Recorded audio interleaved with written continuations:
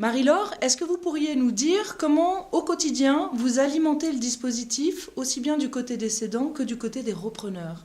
Alors Relance est un dispositif qui est interconsulaire, donc ça veut dire que ça rassemble les chambres de commerce, les chambres de métier et les chambres d'agriculture.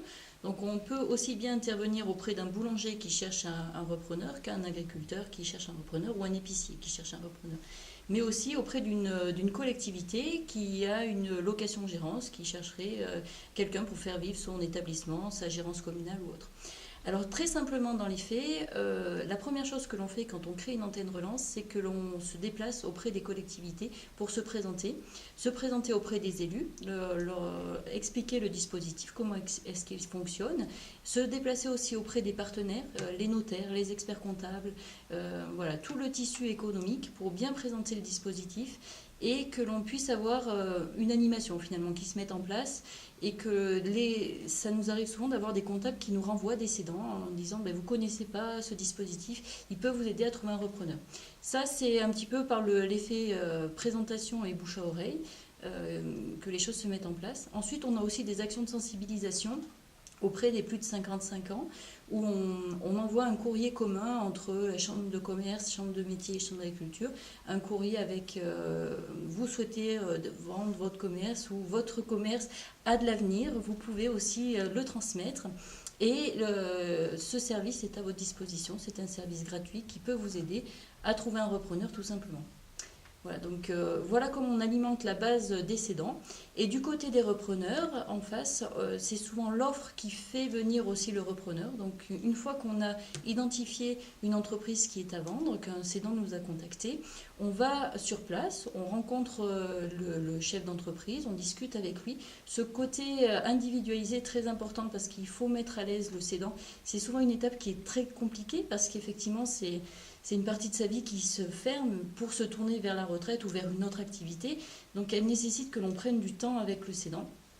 On analyse vraiment quels sont les points forts, les points faibles de l'entreprise, sur quel territoire on est, de bien connaître le contexte. Et ensuite, c'est vraiment l'offre qui fait venir le repreneur, puisqu'on formalise une petite annonce avec, vraiment, on a tous les éléments en main quand quelqu'un nous appelle pour présenter l'entreprise.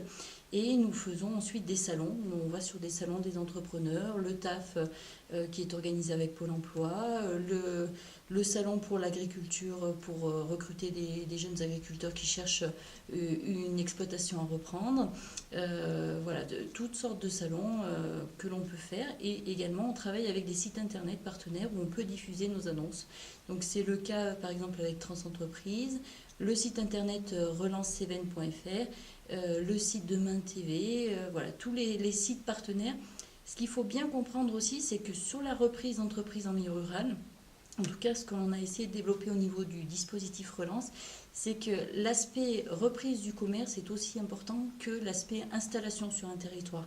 Et on ne peut pas travailler l'un sans l'autre. C'est vraiment, on a des porteurs de projets qui viennent chercher une entreprise qui soit viable. Donc c'est bien ce qu'on vérifie quand on va sur une entreprise, vérifier si elle est viable et quel est le potentiel. Parce que le repreneur va chercher vraiment un potentiel de développement.